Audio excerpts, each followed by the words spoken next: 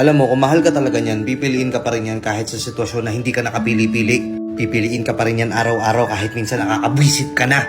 Pipiliin ka pa rin yan kahit marami na nagsasabi sa kanya na huwag ka nang piliin. Yun ang totoong pagmamahal.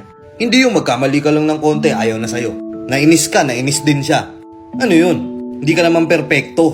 Natural, may mga pagkakamali ka, may mga pangit na ugali ka. Yung tipong ginawa mo naman lahat sa kanya. Lahat ng kabutihan pinakita mo sa kanya. Tapos nakita niya yung isang maliit na pagkakamali mo. Isang maliit na flaws mo. Ayaw niya na agad sa'yo. Putya, di ka mahal niyan. Binitawan ka agad.